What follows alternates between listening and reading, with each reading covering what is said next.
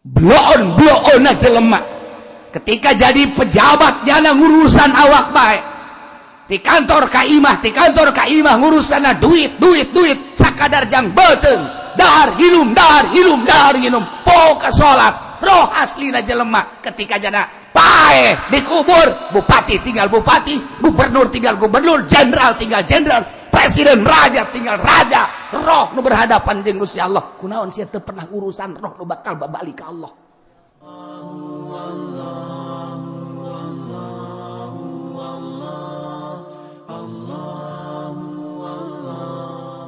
A'udzu billahi minasy syaithanir rajim.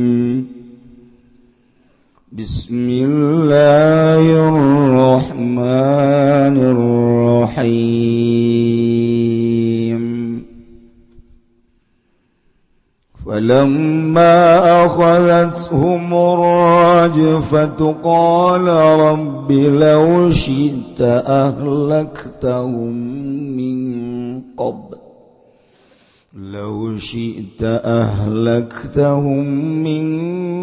qabl wa iyyai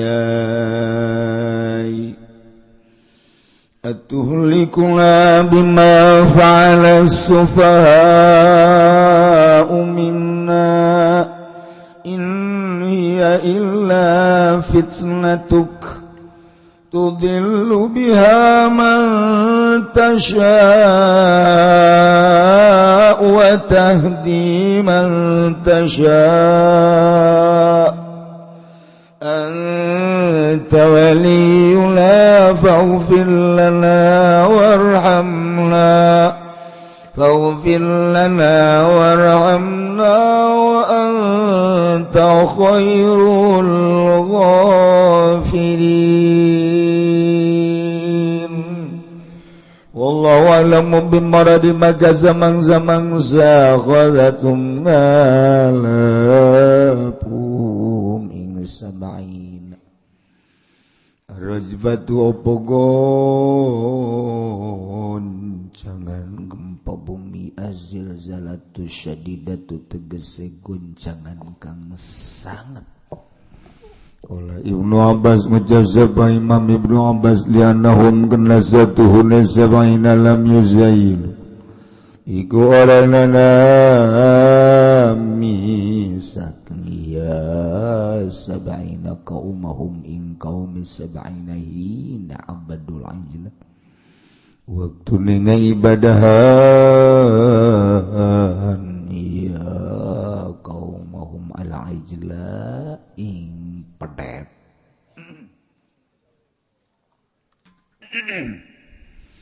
Gola ngucap ya Ibnu Abbas wahum lan tawiha sabaina ghairul ladzina sa'alu ikul liyane wong akeh kang pada anjaluk ya ladzina kabeh aruyata ing ningali pangeran wa akhadhatum sa'iqatu lan ngalapuhum ing sabaina apa sa'iqatu gledeg golem Musa ngucap sapa kangjeng Nabi Musa ing lafaz Rabbi pangeran insun law syi'ta lamun kersa Tuhan ahlak tahu maka ngarusak Tuhan hum ing sab'aina min qablu saking sadurunge qabla khuruji tegese ing dalam sadurunge metu insun bihim kalam sab'ain liyu'ayina darat penliyatah ningali sopo Banu Israil kabedzalika ing mengkono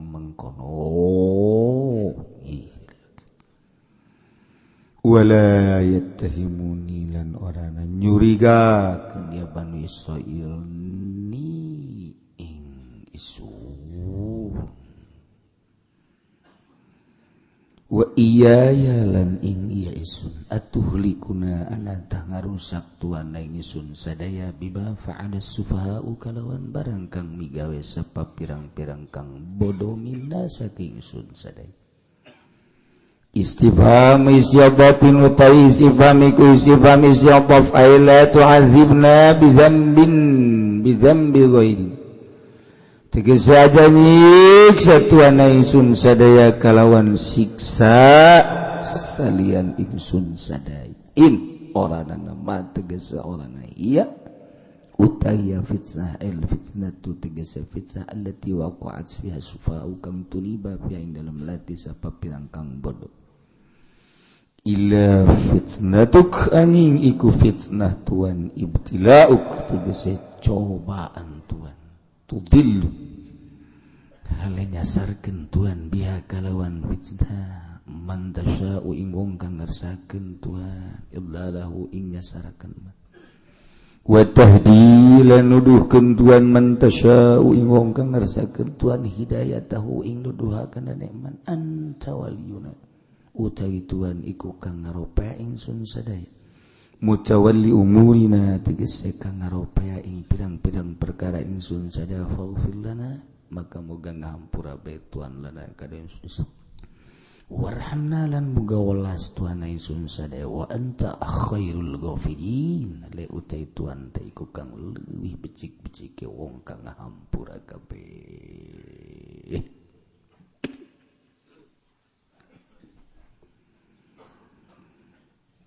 Ayat inuluikeun lalakon tentang kaum Kangjeng Nabi Musa, di mana kaum Kangjeng Nabi Musa ketika ku Kangjeng Nabi Musa ditinggalkan munajat salila 40 petik ternyata ngagelok kepercayaan anak tindah gara-gara Musa Samir nyembah ka anak sapi buatan Musa Samir. Kangjeng Nabi Harun terus dakwah tapi teu ditolerir, hampir dibunuh. Aya umat-umat Kangjeng Nabi Musa anu mempertahankan iman. Tetap iman ke Kangjeng Nabi Musa, percaya ke pangeran bahwa pangeran teh Allah ngan nyana cicing bae nyalametkeun diri sorangan masing-masing. Ketika Kangjeng Nabi Musa turun di Gunung Tursina ningali peradaban kaum nu berubah, ibadah geus lain ke Allah deui. Kangjeng Nabi Musa teh geus teu ditolerir deui. Ternyata Kangjeng Nabi Musa ningali kaumna ibadah ka anak sapi buatan Samiri. Marah ka Kangjeng Nabi Harun jadi lancar. Taurat dibanting ku Kangjeng Nabi Musa, tapi marahna adalah lillahi ta'ala. Setelah Kangjeng Nabi Harun nganyaritakeun tentang alasan-alasan anak, ternyata paham Kangjeng Nabi Musa. Dirangkullah Kangjeng Nabi Harun, langsung Kangjeng Nabi Musa ngadua, Rabbi firli wali akhi wa adkhilna fi rahmatik wa anta arhamur rahimin. Redalah marah Kangjeng Nabi Musa. Setelah reda, kemudian Taurat dicokot ku Kangjeng Nabi Musa alaihissalam, sebab Taurat isina di jero wa fi nuskhatiha hudaw wa rahmatul lil ladzina hum li rabbihim yarhabun. Isina hudan pituduh warahmah jeung kadeudeuk kanya. Kitulah kitab samawi. Kelanjutanna Kangjeng Nabi Musa teh ningali peradaban-peradaban kaum nu berubah. Akhirna Kangjeng Nabi Musa dakwah terus. Allah ditah ka Kangjeng Nabi Musa. Ilih Musa, kaum-kaum anjeun anu tatadina tetap teger iman ka aing, percaya ke anjeun goyang dengan ayana Musa Samiri beserta pedet cokot 70 tila 12 golongan 12 kopilah per kopilah genep kali 12 10 kali genep 2 kali genep 12 jadi berarti 72 nu dipinta ku Gusti Allah 72 deui ulah milu ternyata akur jeung nu milu ganjaranana tertinggalah Kalib jeung Yusha واختار موسى قومه 70 رجلا dipilih ku Kangjeng Nabi Musa 70 ti kaumna kaum eta teh mimman yabudu al-ajla anu teu ari ibadah ka pedetnya nama bener-bener nuturkeun aturan Kangjeng Nabi Musa percaya bahwa pangeran teh Allah dina waktu nu geus ditangtukeun ku Gusti Allah tidak diajak ke gunung Tursina berangkatlah Kangjeng Nabi Musa beserta 70 kaum anu bararesih anu hararebat kararuat imana setelah dianjurkeun ku Gusti Allah puasa heula geus puasa bebersih heula wudu mandi setelah eta bersihan baju na pakaian nu dipake supaya menghadap Allah mantap Masya Allah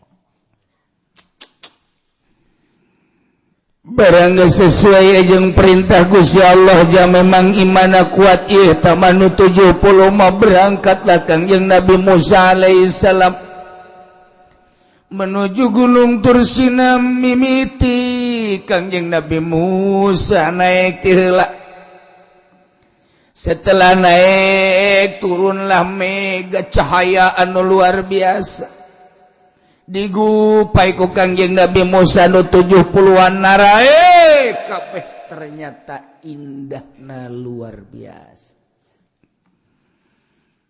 di tengah-tengah kalimpudan ku cahaya nu 70 nu geus bararesih zahiran wa batinan ngadenge kana mukalamahna Kangjeng Nabi Musa jeung Allah nu kadenge suara Kangjeng Nabi Musa Masya Allah aya di jero kaindahan anu pohara ya Allah nikmat tetapi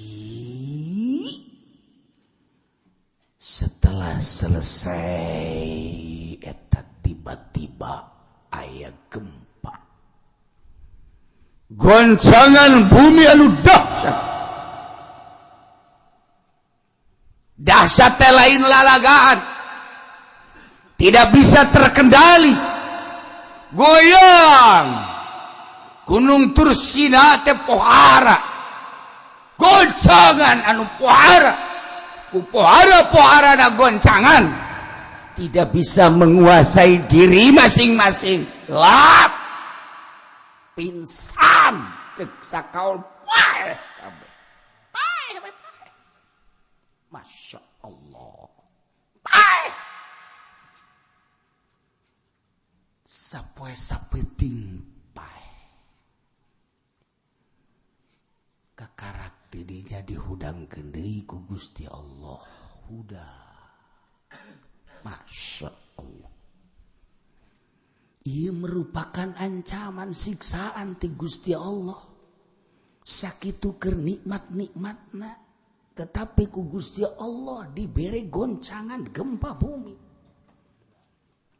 perlu dipertanyakan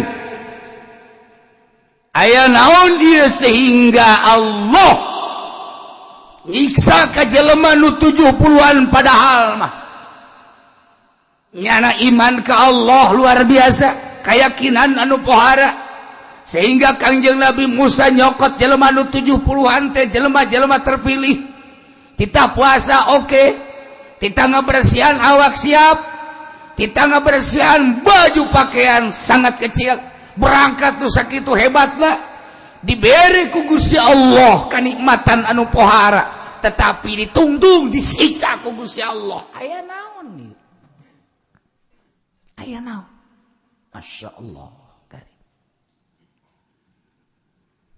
Dipertanyakeun kami teh make ejeng disiksa Gusti ku goncangan-goncangan. Kami make disiksa ku gempa-gempa anu luar biasa sehingga kami paeh bener. Andai kata teu dihudangkeun deui, teu dihirupkeun deui ku Gusti Allah tuh paeh. Masya Allah.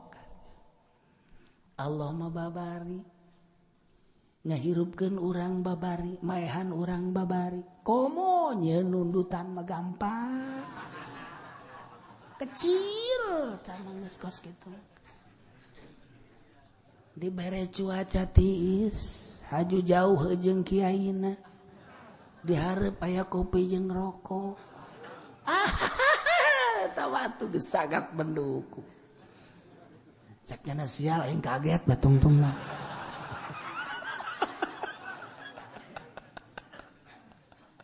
Maka wasal. Tadi diberi kaget deres dana. Itu kaget-kaget amat beblon jasa.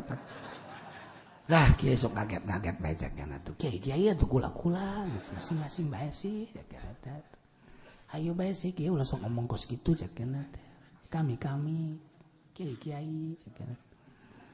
Kami mager penting pentes. Okay. Nonton naon tuh?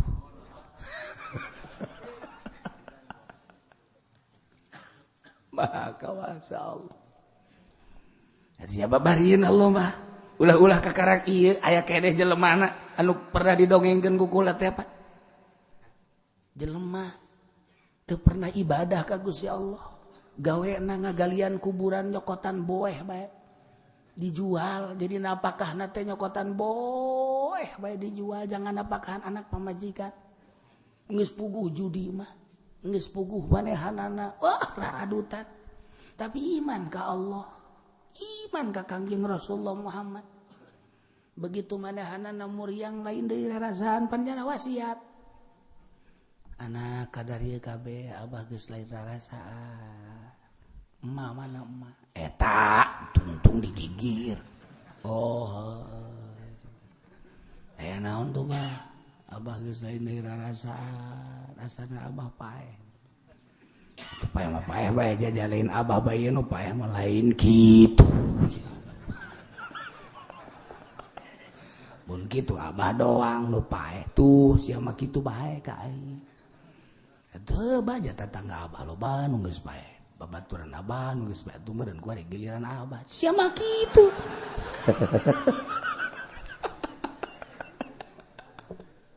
Hajar naon tuh bah?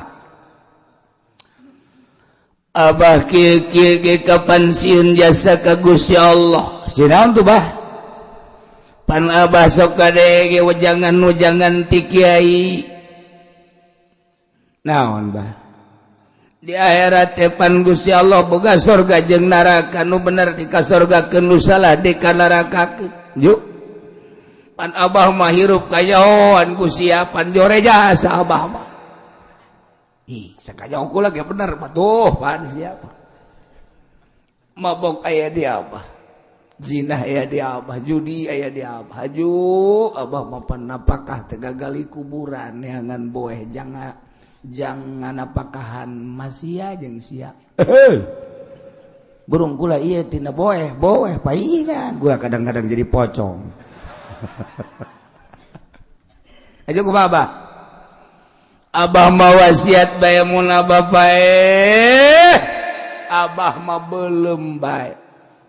Ibah, ulah tuh pan urang mah Islam ngajen. Belum wasiat saya ulah teh. Belum. Geus belum kumpulkeun areng-areng abah. lebu-lebu Abah andai kata aya tulang taleng anu encan jadi lebu tutuan ku sia kena jadi lebu haju di saat angin gede aurkeun lebu Abah di luhur gunung atawa ka laut ulah satempat kena acak-acakan lebu Abah emang kunaon gitu Pak pokona Abah sieun jasa disiksa Abah hengkepan hese aya lebu mah.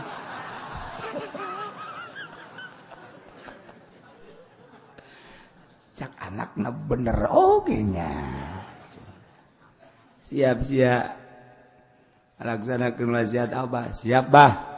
Tak Abah tenang Abah geus lah cukup Abah geus moal disiksa. Eueuh bae geus bos. Geus kayakinan Abah geus kos kitu geus. Hal geus bah. Gerapa ya baik.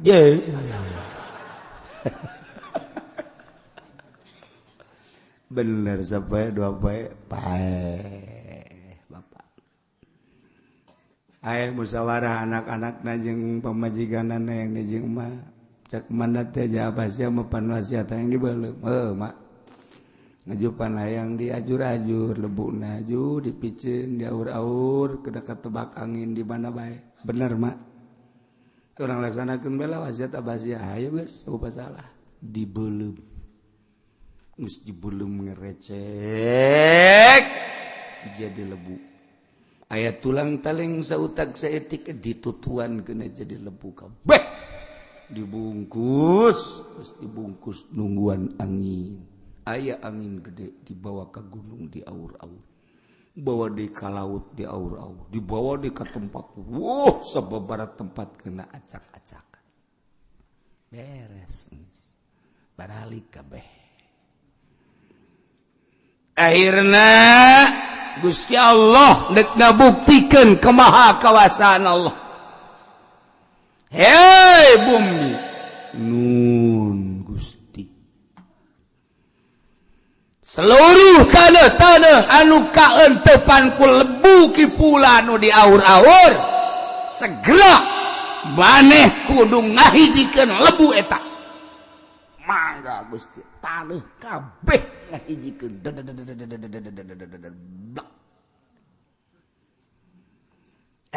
lebu-lebu nu geus kahiji jadilah maneh kipulan jadi deui tanya ku Gusti Allah pulang aidek daja kasihan naon sababna eta sia make jeung hayang dibeuleum sagesta dibeuleum kemudian jadi lebu sagesta aya tulang taleng kudu ditutuan kena jadi lebu haju kudu di aur-aur di angin anu gede di luhur gunung di laut jeung di mamanan naon coba maksud sia Gusti abdi teh ku sieun-sieun kasiksa Gusti pan sieun kasiksa teh sia kudu make jeung dibeuleum keyakinan abdi ka Gusti teh sugan bae ai dibeuleum mah jadi lebu teh geus eueuh abdi jadi abdi deuk disiksa da hese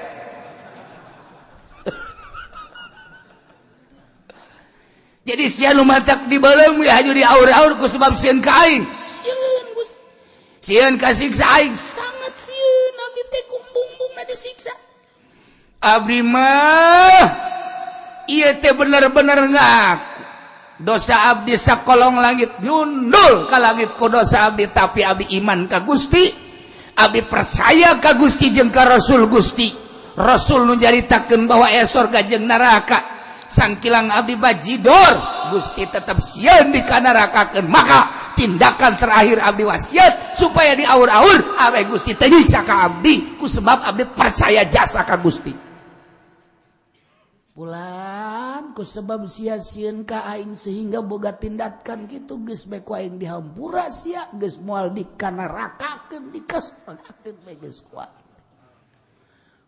Gusti nun jasa tuh abdi ieu di ka sorga ku sebab naon boga keyakinan sia jeung sia sieun ka aing tuh jadi urang lamun sieun ka Allah nyaan sieunna dihampura ku Gusti Allah lumantak jelema lamun nonton main bola bae eta mah teu sieun ka Allah beuleum tah mah kecuali nyana cara tadi minta dibeuleum di aur-aur geus cek ulama kuari madek bajidor mah bajidor bae. Maling bae, korupsi bae, zina bae. Los engke wasiat bae ka pamajikan. Aing mah pangmeuleumkeun bae ngadengikeun surah Ki Uci kamari. Awe aing di akhirat teh disiksa. Bagas dilaksanakeun tungtungna di dunia di belum di akhirat dikerbekeun di neraka. Tungtungna disiksa dunia akhirat. Maksudna mah yakin lah boga kayakinan anu pohara ka Gusti Allah. Ieu keur carita gampangeun Allah mah. Dikumpulkeun lebu-lebu nu geus edi mah mana ge dihijikeun dijadikeun urang deh. Masya Allah. Atuh tadi dage urang cai mani. Tadi dage urang cai mani. Cai mani mah atuh lamun dikeluarkeun ti peuting haju dikagelaskeun isuk-isuk haju ku urang pake sarapan ja embung. Sanu daek nyuruput cai mani. Gila nu aya. Tapi kan dibentukkan ku Gusti Allah nu gagah jadi Mike Tyson, jadi Muhammad Ali, jadi Norton. Jadi pemain bola, jadi Kempes, Ronaldo jeung sajabana. Pohara tuh. Jadi politikus, Jimmy Carter, jadi George Bush, jadi Pak Harto, jadi Idi Amin. Apa pohara jasa eta jelema Masya Allah. Di samping nu bararagus para nabi, para rasul. Keun tambah jelema-jelema anu geus dilalur. Urang kuari. Anu di pasar gawena eta cai mani. Anu di kantor eta cai mani. Eta kos kitu nu kuari jadi bupati, emang bupati lain cai mani, cepedut. Anu kuari jadi dandim cai mani, eta teh kos kitu teh nu kuari jadi raja Jokowi cai mani ambean ku sia. Ahok atuh cai mani. Sia cai mani. Bedegul teuing si cai mani. Maha kawasa Allah, tina cai mani jadi urang. Jadi lalaki, jadi awewe. Masya Allah. Aya nu geulis, aya nu jore, aya nu kasep, aya nu jore. Cai mani kan kabeh ge. Engke bakal dikembalikeun ku Gusti Allah. Sianang jin aing tina cai mani, ku aing dijadikeun manusia. Inna khalaqnal insana min nutfatin amsyajin nabtalihi faja'alnahu sami'an basyira. Inna hadainahu sabila imma syakira wa imma kafura. Inna a'tadna lil kafirina salasila wa aghlala wa sa'ira. Innal abrara yushubuna. Terus dan selanjutnya. Tina nutfatin amsyaj. Cai mani lalaki jeung sperma opum awewe dihijikeun. Selama 9 bulan nyana di jero rahim borosot keluar jadi si Juned. Kan? Wah, urang ge cai mani urang. Masya Allah, dak kudu ingat aing cai mani jadi kieu nang Allah engke bakal ka Allah. Urang tuturkeun aturan Allah tuh ulah sok sambarangan. Bakal bali ka Allah. Aslina urang mah lain nu dikadeuleu ieu lain. Aslina manusia mah roh anu diciptakeun ku Allah leuwih awal di alam roh. Awak urang mah ieu mah taneuh menang nyieut tina turab minha khalaqnakum ti taneuh aing nyieun sia. Wa fiha nu'idukum aing bakal ngabalikeun deui ka taneuh. Ti taneuh ka taneuh.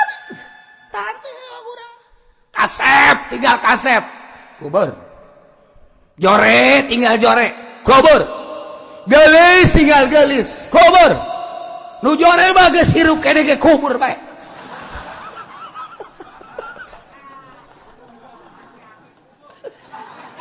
Presiden kubur bae mah KBR teh mah geus hirup-hirup kubur abak.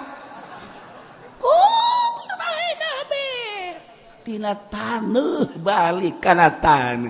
Ai anu roh, ai aslina manusia roh.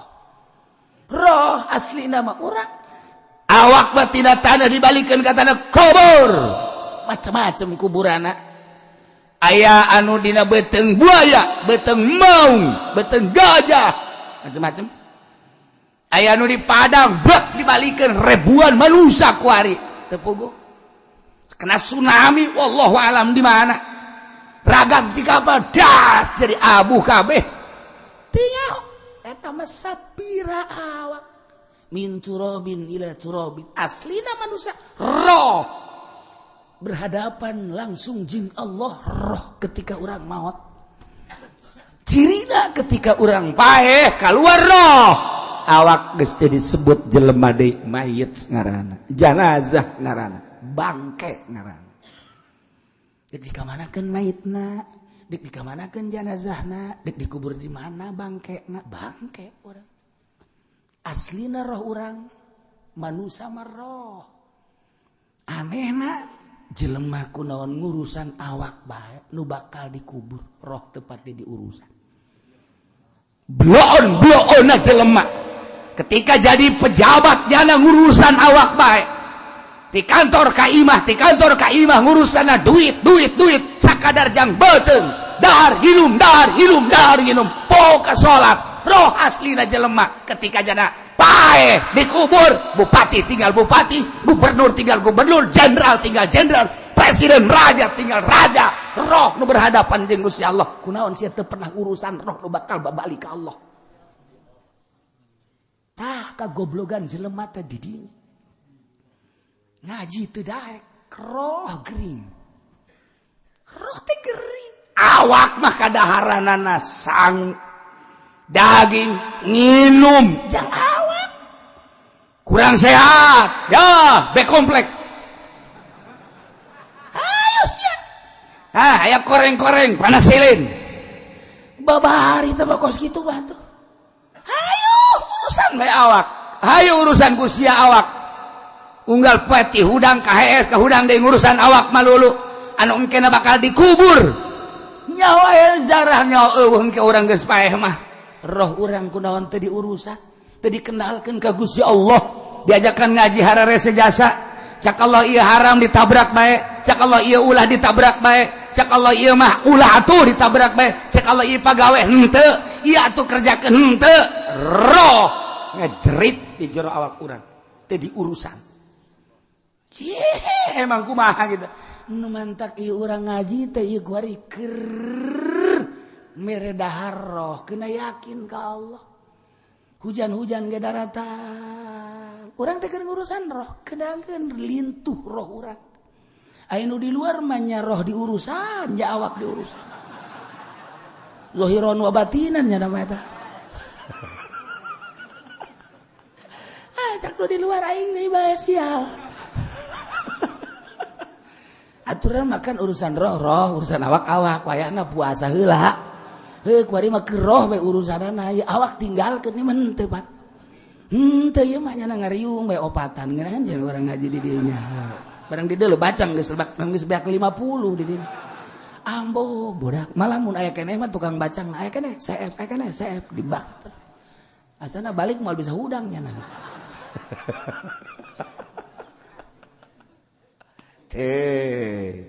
babarieu ieu ge pae 70 satu hari satu malam yaumun wa lailatun dipertayakeun kunaon make jeung disiksa Gusti qala Ibnu Abbas cek Ibnu Abbas nu mantak disiksa li annahum lam yuzailu qaumahum hina abadul ijla bongannyana teu pernah misah ti kaum anu nyerembah kana anak sapi bongannyana teu pernah mentolelir ka jelema anu inkar bongannyana teu pernah dakwah cicing we nyalametkeun diri saat batur munkar saat batur inkar saat batur maksiat saat batur nyembah ka pedet nya nama nyalametkeun diri bae geus ka Gusti Allah eta teh bagus tapi disiksa bae tetep ku Allah ieu hesena jadi kiai di dieu ngomong salah teu ngomong salah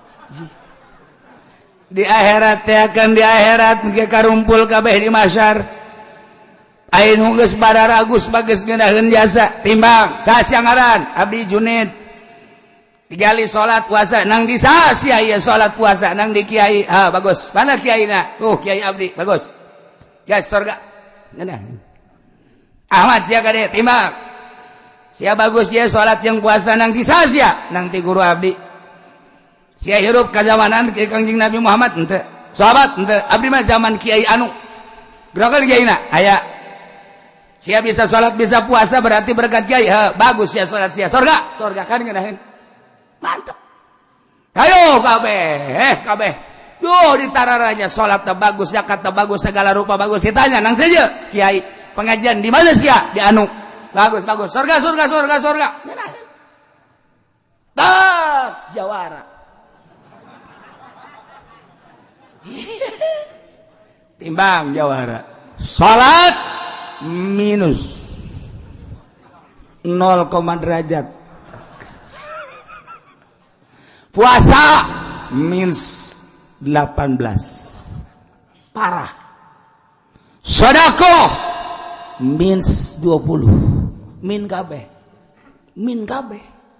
peribadatan puasa zakat salat minus Masya Allah main simplong wow 100% bener remi mantap rolet mantap kasino mantap domino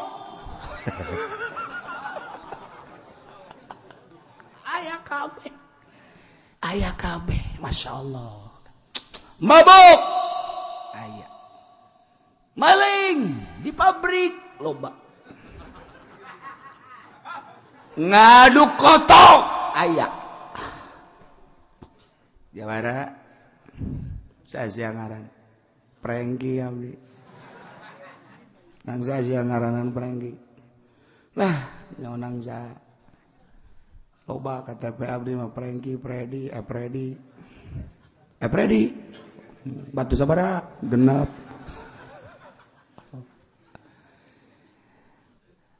cik malaikat anu nimbang amal saudara-saudara sekalian seluruh manusia yang hadir di mahsyar ini bahwa yang namanya prengki ini telah dihisab ternyata kebaikan-kebaikannya minus dan maksiatnya positif. Dengan demikian nama prengki akan digujubarkeun ke neraka.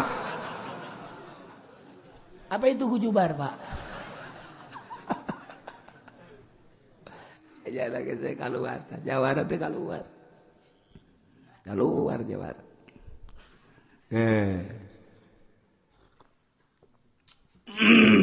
Barang keluar. Malaikat. Enon sia. Abdi mung sosoranganan ka neraka panas. Deuna ge cek saha neraka teu panas. Sia hayang jeung saha ka neraka? Jeung kiai.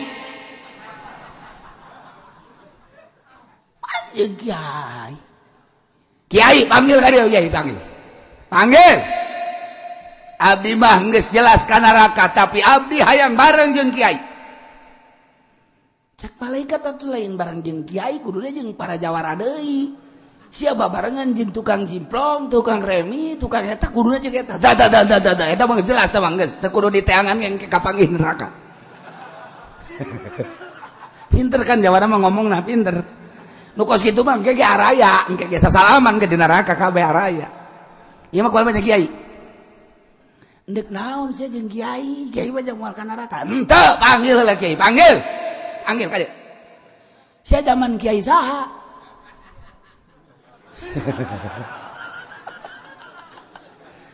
Abdi zaman Ki Fudoli.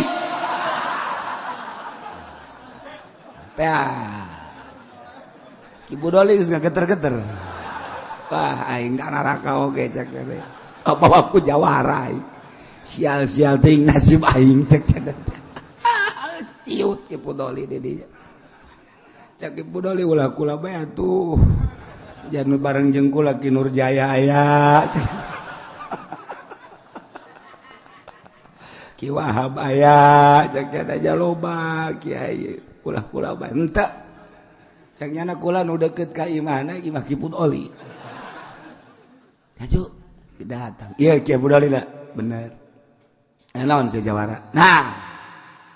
Barang jeung kula Ki Budoli ka neraka. Engke heula masalahna naon heula. Sak malaikat naon heula. Tuh, ieu mah tulisan Ki Budoli nama aya tah. Salat bagus, puasa bagus, zakat bagus, haji bagus, umroh bagus. Sanajan jangan ngariung sok yang berkat tapi dah geus dihampura tah mah geus mah dihampura. Ieu mah barang ragus sakeuna teh tuh. Ayo, ieu barang ragus. Ieu naon deui? Aya keneh. Aya keneh malaikat sing jeli atuh. Jawara mah sial we di akhirat ge tolol jawara mah. Sekos di dunia bae ngotot bae jawara mah. Ngotot aya naon di hiji Jawara kieu malaikat kula memang sadar tukang kitu bobok tukang taro kula kan tukang ngadu kotok di tukangeun imahnyana tapi kunaon nyana teu pernah ngalarang kula diantepkeun ku nyana nafsi nyana ceramah nyana ceramah ka batur nyana ngaji nyana magahan santri ngariung kula ngadu kotok ditungtungan imah lah kahalangan sababara imah tapi kula diantepkeun bae teu pernah dilarang nah ku gara-gara nyana teu pernah ngalarang kula terus ngadu kotokna dengan tidak pernah melarang hijikeun jeung kula ka neraka. Caki Budoli sial teh nasib aing cak nasib aing jadi kieu tanya deui mail sia Budoli Ki Budoli emang bener henteu pernah ngalarang henteu emang kunaon sieun kula kanyana sebab liana mah Jawara bae Kiai mah pokona mah tugasna ngalarang urusan kabelah dituna dek nurut dek tenurutkan lain urusan kiai aing main gapleh diantep aing main remi diantep aing mamawa imah ka imah hareupeun nyana lewat kunyana diantep aing adu kotok diantep aing nuntut ka pangeran dengan nyana ngantepna ka aing tetep kudu bareng jeung Ki Budoli ka neraka jahanam. Aduh cek Ki Budoli aya-aya bae akhirnya bebe jaka Gusti Allah Gusti kumaha ya hijikeun tetep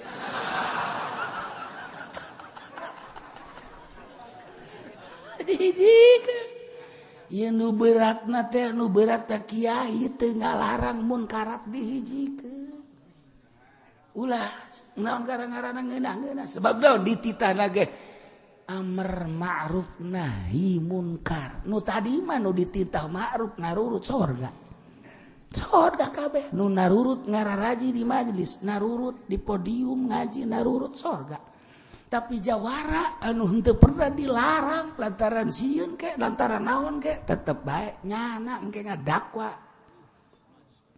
ieu nu beratna keung meunang tibana ieu tah falamma akhadhat humur ajfatu nu mentek ieu nu 70 sakitu barara Gusta disiksa ku Gusti Allah dengan goncangan-goncangan gempa bumi nu dahsyat datang kapaekan ieu teh merupakan siksa cek Ibnu Abbas lianahum lam yuzailu qaumahum lantaran manehanana henteu pernah misahkeun ka kaumna hatta abadul ijla sehingga kaum-kaum ngibadahan ka anak sapi nyana henteu pernah mentolelir nyana henteu pernah dakwah janu dakwah nama Kangjeng Nabi Harun nu mantap Kangjeng Nabi Harun teu kuateun ge dakwah anu ngabantuan nu iman ka Kangjeng Nabi Musa aya ngan cara ricing bae ku cicingna disiksa ku Gusti Allah berat nu mantap ulah mengocoprak bae ge sabodo nyaritakeun pamarentah korupsi kajen teh nyana benduk aing moal kebal hirup di dunia nyanana ge bakal jadi sampah masyarakat jeung teu aing mah dibenduk ku nyana aing mah nyaritakeun kredit haram deuk di dieu deuk henteu pokona mah asal nyaritakeun we hukum ti Allah kredit ala kos kitu teh dua akad haram nek ditentang ku kiai desa bodoh nek ditentang ku nu kredit los lantaran engke di akhirat aing engke kunyana bakal didakwa hai ji kita mangke kamar lemon nu kredit diasupan ka neraka bus asup ka neraka. Begitu diasupkeun ka neraka nya ajol-ajolan. Saya abdi Haji Pendi.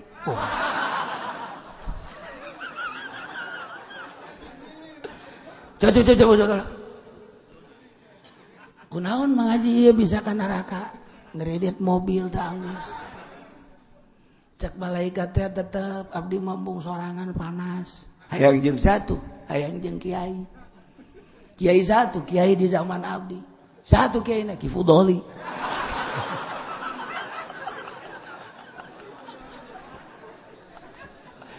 Kunaon tuh ieu Haji Pendi make jeung hayang kiai atuh ngahiji bae jeung nu para kredit-kredit deui. Oh, tamatu geus teu kudu dicaritakeun ka parangih ge di neraka. Ieu mah abdi mah hayang jeung kiai bae. Emang kulon sebab abdi ngredit teu pernah ditegor-tegor ku nyana.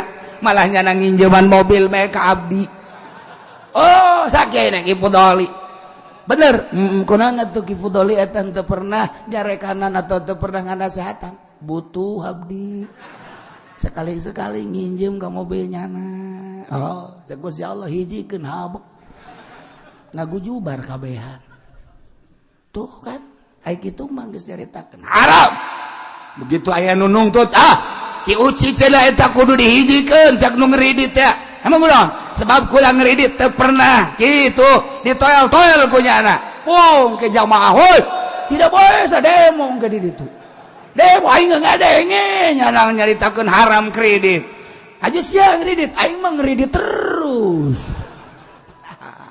Jadi nyana anu ka neraka aing mah aman. Ye, Ki Fudoli doang nu ka neraka. Dipimpin ku Haji Pendi ya. Nah, iyalah urang ketika aya munkarat nu mantap kula mandek bawel bae kajen teuing dipake ka bendu ge kajen.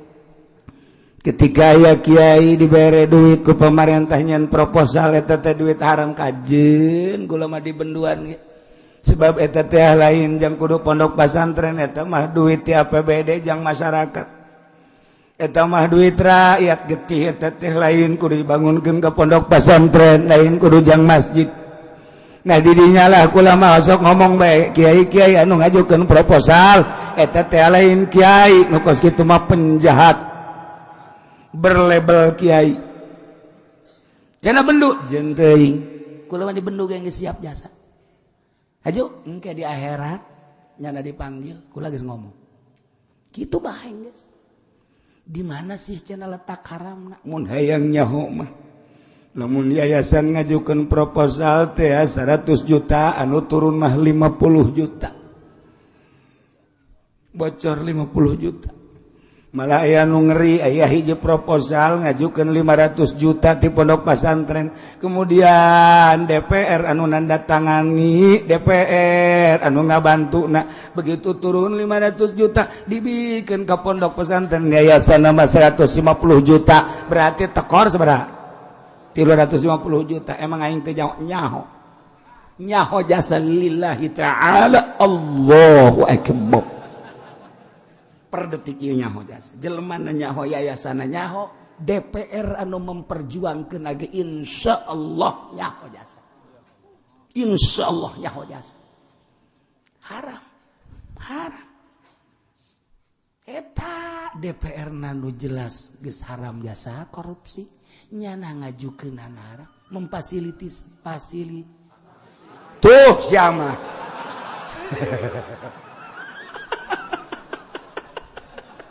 bangun sia nu palinter teh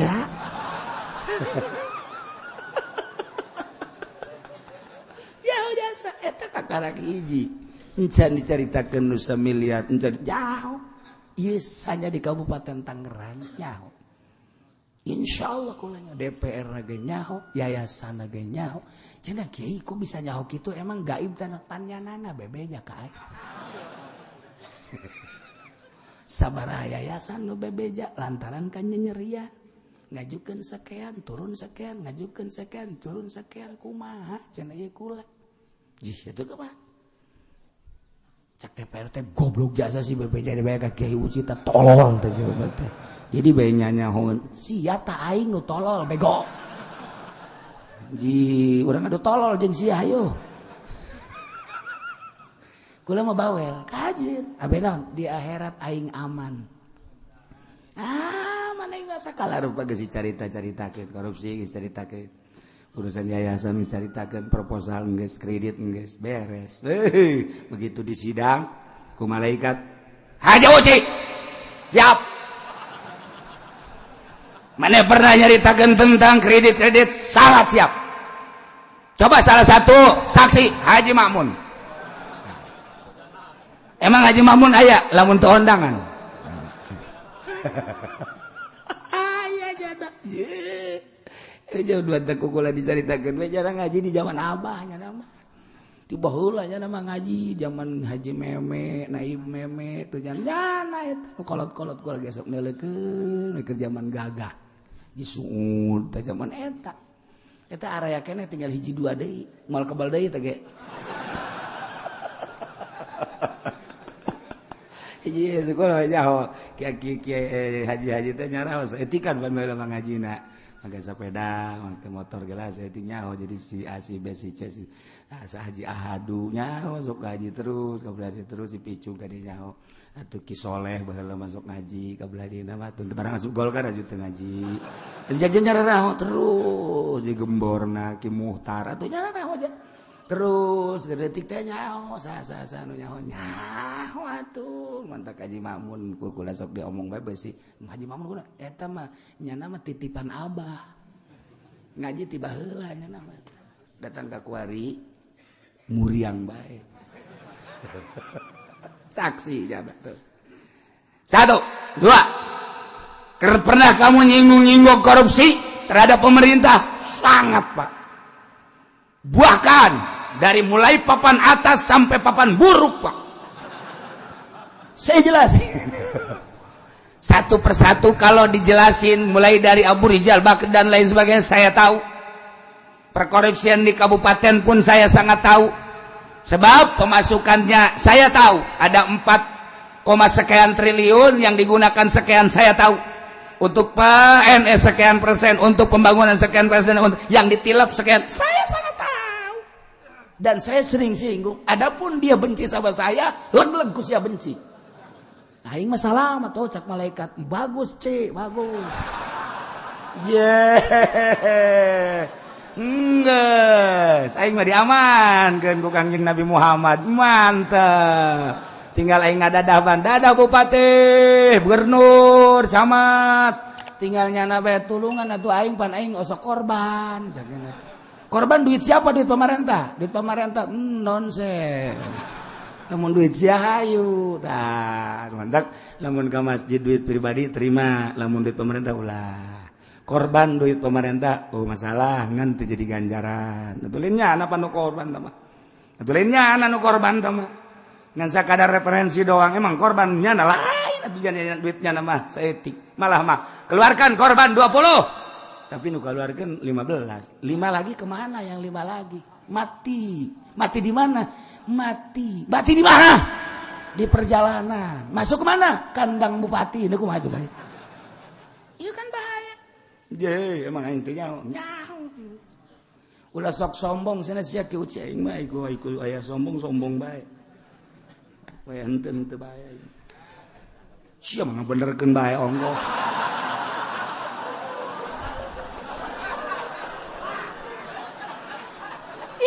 abeh naon di akhirat aman di dunia moal kebal carita-caritakeun ku aing alah geus segala rupa dicaritakeun mun nyaritakeun kelas MPR kelas DPR emang teu nyaho jasa insyaallah jauh emang kiai bisa nyaho kos kitu atuh aing sekali-sekali asup ka ditu asup ka DPR aju maksudna kadeula dan henteu henteu mah bener jadi jurig sekali-sekali jadi jurig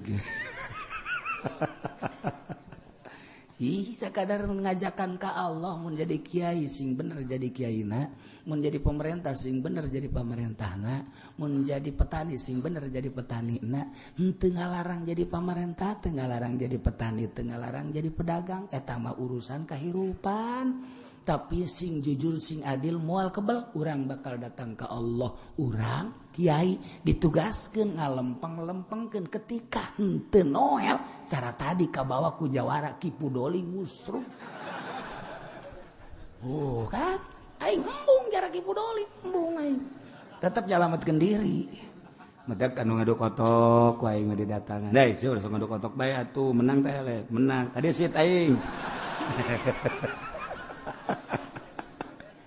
Ada loba nu bendueun, nu bendu kajeun.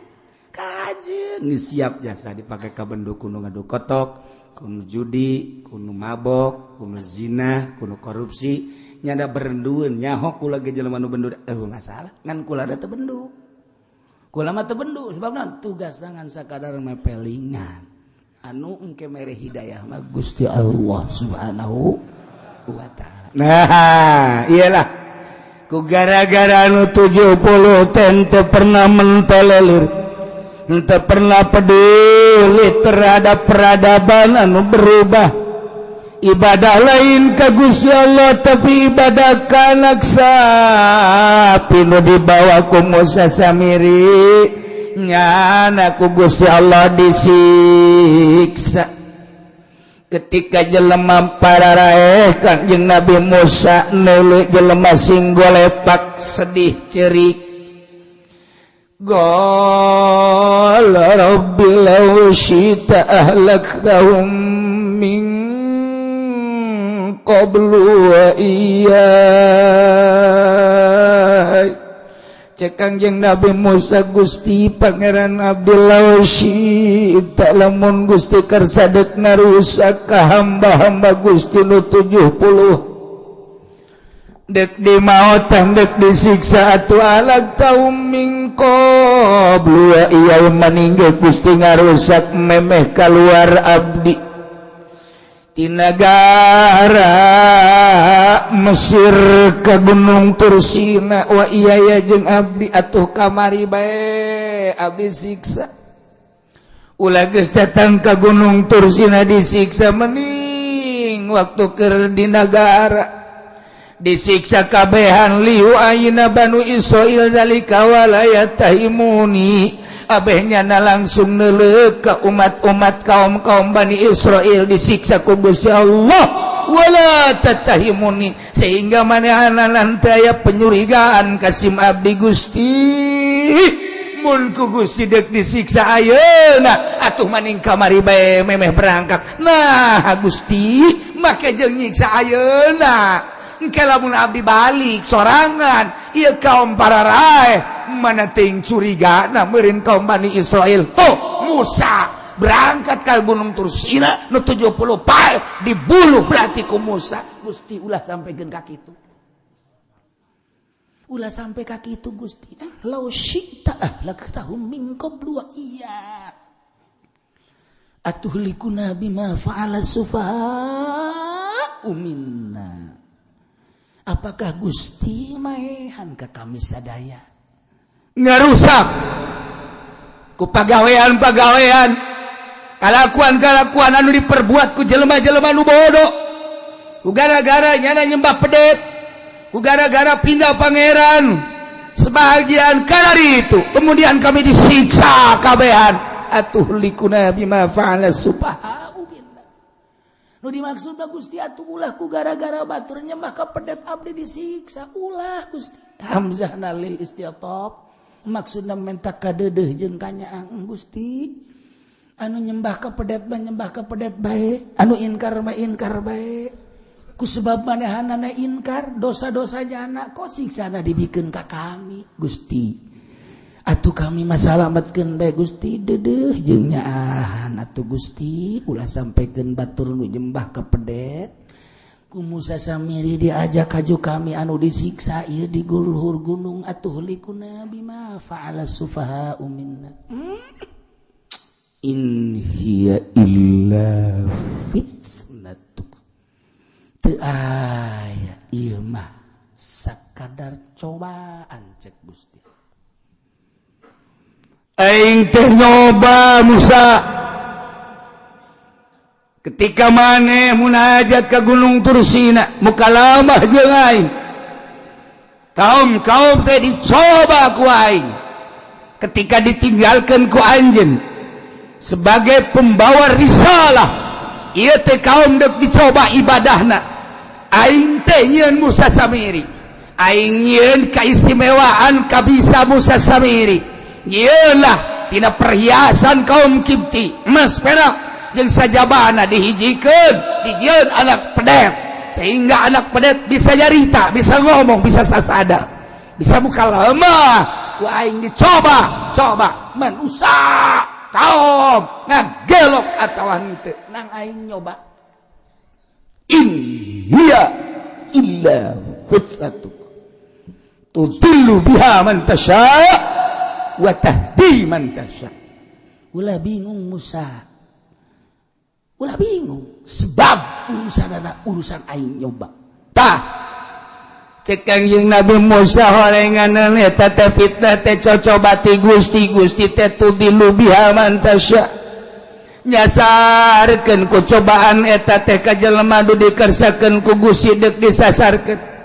Wa tahdi man tasya' jeung ku Gusti nu deuk dituduhkeun mah dibere pituduh horenganan eta teh kabeh nang Gusti. Khususna di zaman Kangjeng Nabi Musa, umumna di zaman urang timbul berbagai permaksiatan tetuh gereja nang Allah hakikat nama dek nyoba ka kaum muslimin mukminin Kabupaten Tangerang. Coba sia ayana gereja didinya belok apa moal dibangun kelenteng hakikat nama nang Gusti Allah jamah makhluk Gusti. Bupati teh menandatangani gereja, menandatangani kelenteng dan lain-lain sebagainya, menandatangani pihara. Eta teh kapan makhluk aing bupati, urusan bupati dorakana eta mangke di akhirat. Ngan aing dek nyoba ka kaum di Kabupaten Tangerang belok moal. Aing nyoba melalui perekonomian Yahudi. Didominasi ku Yahudi, timimiti matahari sabar subur datang ka Indomat Alfamart. Iyalah kabeh teh ala Yahudi.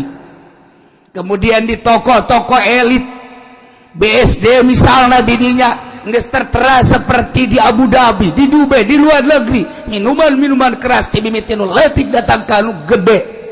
Nang aing cak Gusti Allah melalui hamba-hamba aing anu murka. Ngan aing dek nyoba ka kaum Kabupaten Tangerang khususna ngagelok moal. Tempat prostitusi loba jasa, di Citra loba, di kawasan Ambalaya berbagai kelas ngampar, kelas misbar, kelas itu leangan kosong, kelas hotel, motel dan lain sebagainya. Eta teh pada hakikat babakan nang aing. Emang nang sanang aing melalui jelema biadab nu ku aing diciptakeun. Ieu teh jang nyoba ka anak-anak muda di Kabupaten Tangerang khususna. Jang tokoh-tokoh saha anu dakwahna kenceng, anu ngalarang, saha pemuda anu bisa mempertahankan akidahna, saha jawara anu kembali tina lembah-lembah hitam kemudian ke lembah putih. Saha lamun henteu dicoba kitu bual kanyahoan mana kiai nu gagah jeung mana kiai nu henteu gagah.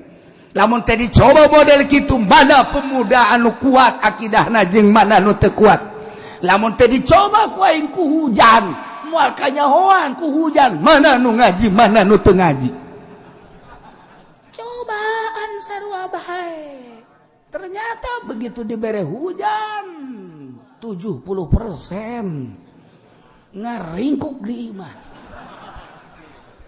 Cobaan sangkilang nu ngaji ka dieu ge henteu murni nu tadi teh lantaran nyana embung kampange jeung polisi sakitu. Teu cenah kiai yang mah murni rek ngaji. Teu mah geus teh urusan nyana jeung Allah. Aing mah keur ngomong bae teh urusanna. ya kanyawan ieu beungeut anu merengut jeung nu teu mah. Coba terus engke ge kitu bae berputar, dunia ini berputar. Engke aya jelema naon kitu ngaranna itu jelema nu dugalah. Engke ditimpali deui ku Gusti Allah jelema anu Gatot Kaca, datang deui Arjuna, datang deui Samyaji, datang deui kitu Cepot, datang deui engke ka dieu si Gareng, datang deui ka dieu si Semar, datang deui terus Kombayana. Woi datang deui pan cenah kieu nya rokok sekarang itu. Dan disiapa ini nya hotel. Datang tuh. Atau gitu baik terus baik. Datang zaman Soeharto jel Gus Dur lawana. Datang deui zaman SBY. Datang deui saha, datang deui terus. Ketika tandingna deuk dirusak berarti ku Gusti Allah. Kuari di luhur teh kosong. Indonesia kuari keur kosong nu berjuang di atas. Bagian agama aya Habib Lutfi hiji sosoranganan nyana datang. Sosoranganan lain lalagaan, sosoranganan nyana. Sebab nyana mah teu termasuk ikut di NU secara praktis, teu pernah ilu ti ieu ge sebab nyana mah di thariqah. Tapi nyana ingin memperjuangkan agama. Nyana mohon perlindungan ketika kamari multaqo datanglah sababaraha menteri minta itu rekomendasi presiden, alhamdulillah merekomendasi.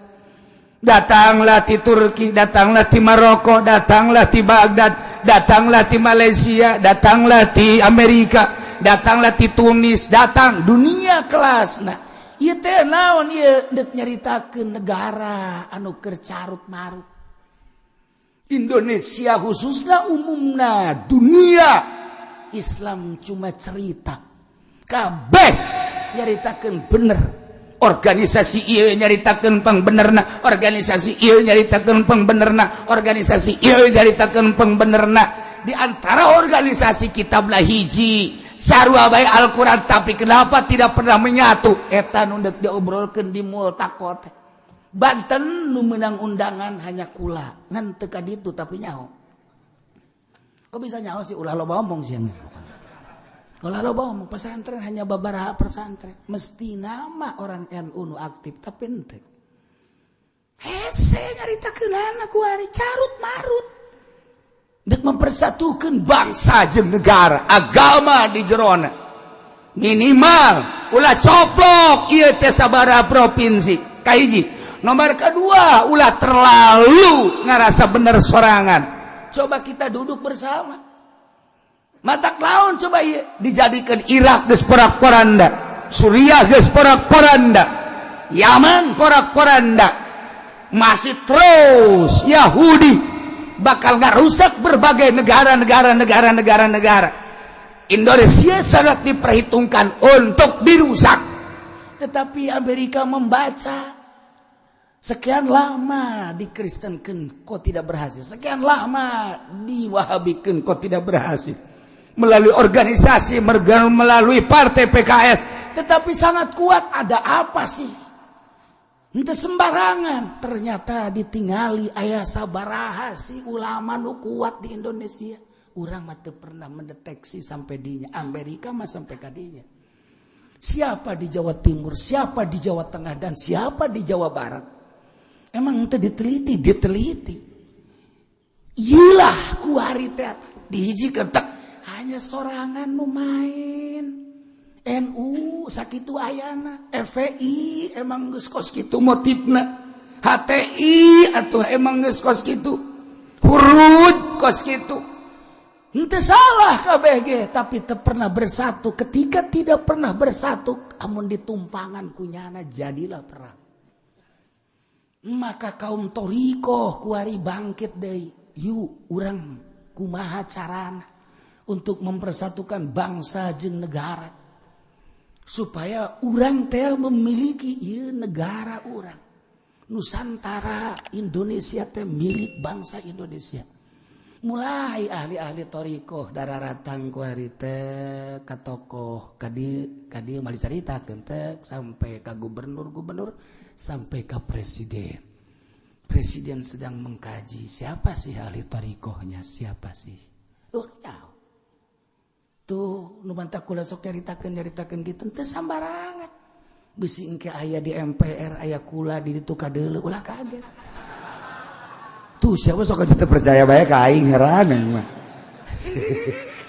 lain lalagan Masya Allah kuari mulai dihisap Indonesia ternyata pola pikir Indonesia berlai sangat luhur sangat maju sangat dominan sebab telah membahas bukan Indonesia saja, membahas Suriah, membahas Baghdad, membahas Yaman, membahas Turki, membahas negara-negara ASEAN. Terus bagaimana cara menyatukannya? Geus kaambeul ku hari ku Amerika. Maka NU ikut main, Kiai Hasyim Muzadi ditonjolkan kembali. Yeay, nu mentak ge, ulah macaan koran bae. Ulah deulean TV bae, lamur mata sia. Mana kan ngaji ku aing dibejaan ku hari. Sebab nu bergerak ti baheula torikoh. Kemenangan Baghdad di tangan torikoh, kemenangan Indonesia khususnya Banten di torikoh. Ki Hasyim Asy'ari melalui torikoh. Yaman melalui torikoh, Suriah melalui torikoh. Ketika geus acak-acakan toriko sebab berjuang tanpa toriko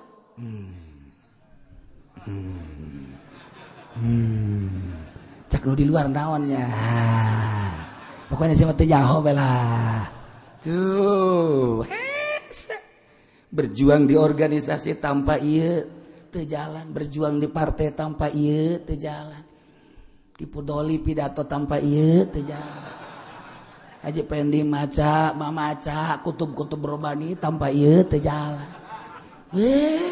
Teu bangsa dihianat ku Tuan Syabdul Qadir.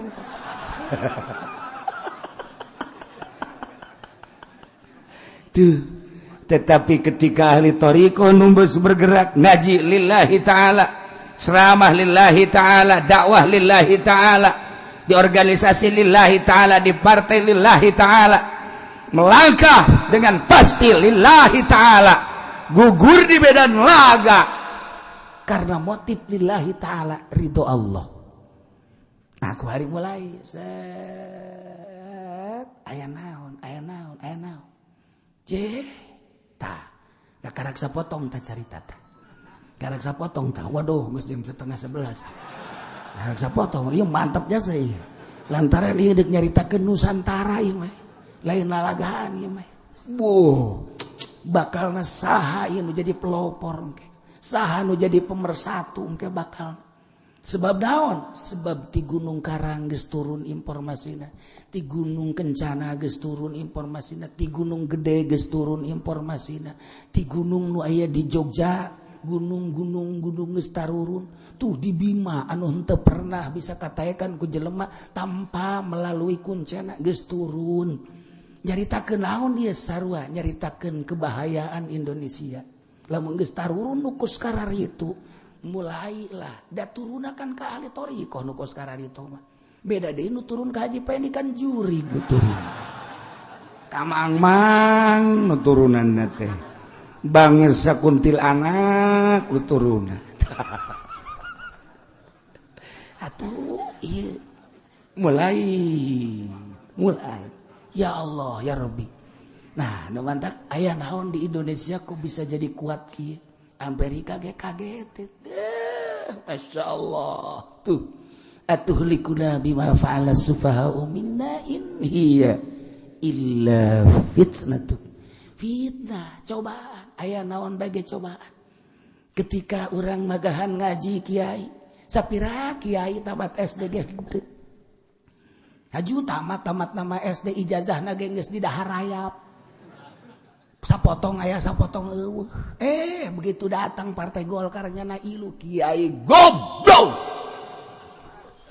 Kurang gede gob. Sia ta nu neruskeun. sekolah henteu naon henteu ilu di partai. Ai geus kumaha tuh? Ngadoakeun kiai mah, ngadoakeun ulah ilu sebab mun ilu mah kabere asal geus kabere moal beres. Ngadoakeun, ai ngadoakeun mah mudah-mudahan kabere bae. Udah bener tolol kabeh. Je asal geus ilu kadinya parem. Asal geus ilu kadinya parem. Geus teu diakui deui. Ku ari nu diakui kiai teh kapan kiai Salapi. Ketika jelema nyieun pondok pesantren modern, santrina 5.000 10.000. Bagus. Salah henteu. Yang perbandingan sangat bagus jeung sangat dominan. Bahasa Arab bisa tidinya, bahasa Inggris bisa tidinya.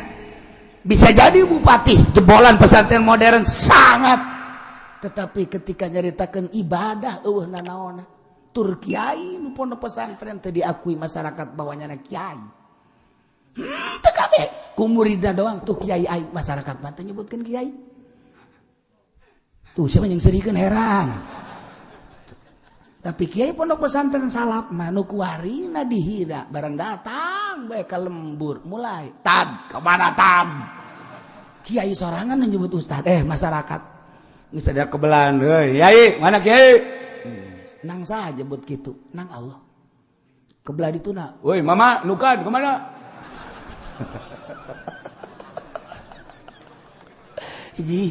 mulai geus tuh sebab naon. Sebab ai kiai modern mah kapan aya sekat jeung masyarakat. Tadi aku kiai ku masyarakat, tapi kiai salap mah. Kiai, ulang.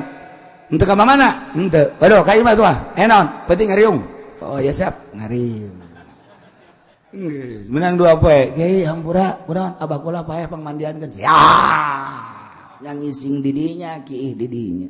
Kiai nu mandian saya. Geus beres di pandian kiai bungkus. Kiai salatan ku kiai siap. Kiai jauh sasa panggul habak siap. Gitu kiai mah. Aduh ke bangkos kos gitu apa? Teu mau kos di masjid kiai nongkrong kiai dohor. Ngadaguan jelema eueuh. Kapan azan panjana? Allahu akbar Allahu akbar Allahu akbar Allahu akbar. Sugan aya masyarakat datang. Keneh bae geus salat ratib keneh Allahu akbar asyhadu an la ilaha illallah asyhadu anna muhammadar hayya 'alas shalah ya faqad qamatu shalah qad qamatu Allahu akbar la ilaha illallah Allahu rabbah keneh bae salat ka paimibaran sorangan bae usolli fardhu zuhri 4 rakaat imaman lillahi ta'ala cak anu tatangga euy makmumna mana ulah ngomong Allahu akbar geus beres sugan rakaat kadua anu datang kan lumayan geus teu kudu niat deui maksudna geus lamun niat imaman ke rakaat kadua datang geus teu kudu niat jadi imam deui kan ngeunaheun sugan rakaat ka sugan atuh keur tahiyat hating datang ka tahiyat eueuh Assalamualaikum warahmatullahi alhamdulillah geus beres nah sugan keur wiridan datang datang ka balik sorangan diborong ku nya mantaknya kebal-kebal macamnya dijual baik itu kok aing masih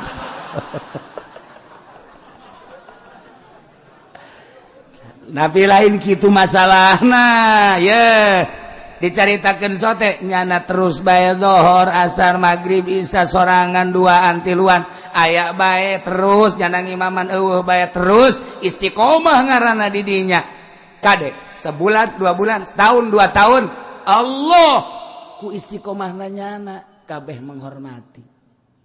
Si ada yang mah itu getol jasanya nama aya jelema ka masjid bae. Alhamdulillah ku lagi kadinya nya keur kerek bae di masjid.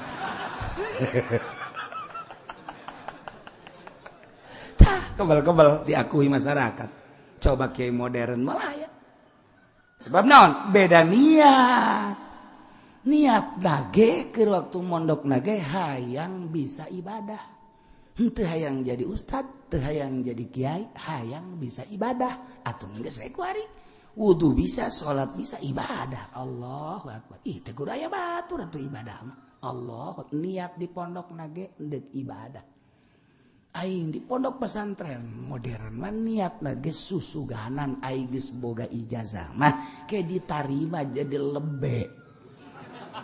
Mudah-mudahan jadi amil, jadi depak ya emang niatna ge kos kitu. Jadi kumaha tuh? Teu kumaha? Eueuh nu salah, eueuh. Sugan disalahkeun lain. Lamun pondok pesantren modern atuh deuk saha nu maju. Kemajuan dunia terletak pada pondok pesantren modern. Kemajuan ibadah di pondok pesantren salaf. Ulah silih salahkeun ulah. Sia mah sok aju nyalahkeun ka aing. Lain ngan di pondok pesantren modern mah moal jadi wali moal. Sakitu doang. Pondok pesantren salaf ge hese jadi wali. Itu komo nyana.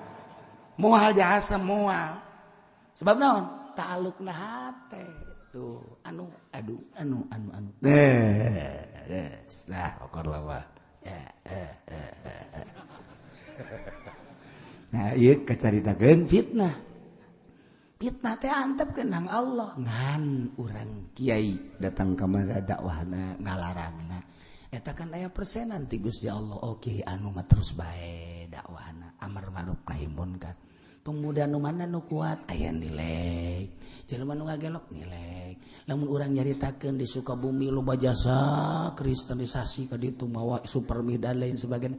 Cobaan ti Gusti Allah di urang kuari. Ketika karyawan nu lain Kristen diasingkeun, bahkan dikaluarkeun cobaan ti Gusti Allah. Kuat apa henteu?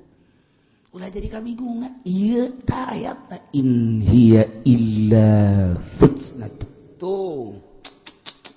Ternyata kos gitu. Urang boga pamajikan hiji, kemudian nyandung dua, nu kolot galak atau nu kadua galak. Ulah bingung, fitnah, cobaan. Ulah bingung, ulah tamah. Engke ge koleng sorangan tamah atuh.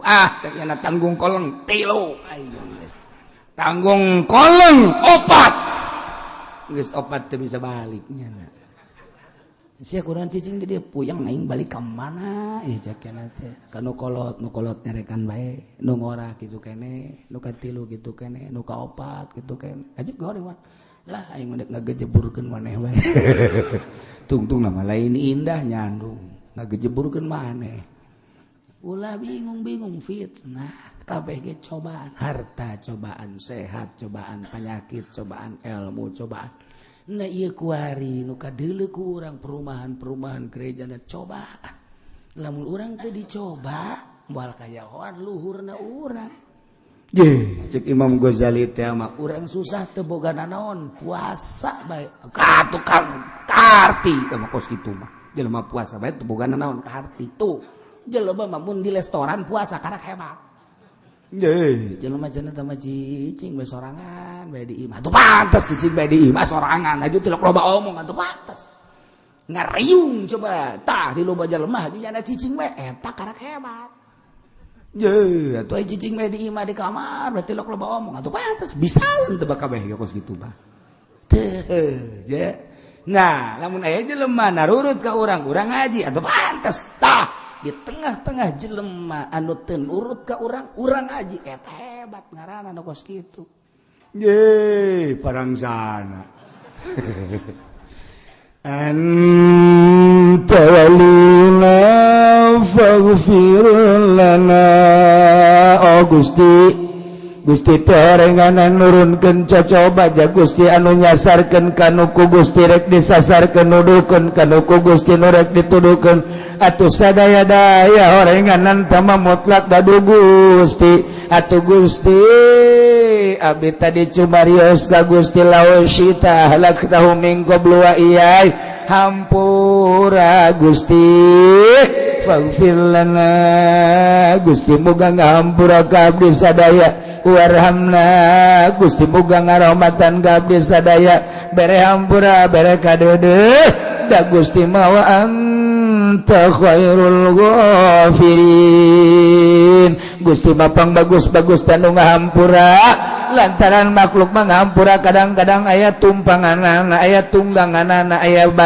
udang di balik batu daek aya ngahampura ka sia asal anu ku aing nu mantak dihampura sebab sia mah anu Allah mah tanpa aya unsur-unsur mere hampura jeung rahmat tanpa aya gorod-gorod nu lain iskuning Allah mamun geus kahampuran ngahampura bae mun geus karahmatan ngarahmatan bae gitulah hararudang deui dihampura ku Gusti Allah. Masya Allah, mudah-mudahan urang kabehan dibere kuat nandangan fitnah ti Gusti Allah, dibere teger sakilang fitnah ambalaya, dibere akidah urang mantep ka Gusti Allah, bisa ibadah ka Gusti Allah dengan mantap, dihijikeun jeung para wali-wali Allah, dihijikeun jeung ahli-ahli Allah, diberi pangampura jeung rahmat Allah, dibarakati ummul Quran. Al-Fatihah.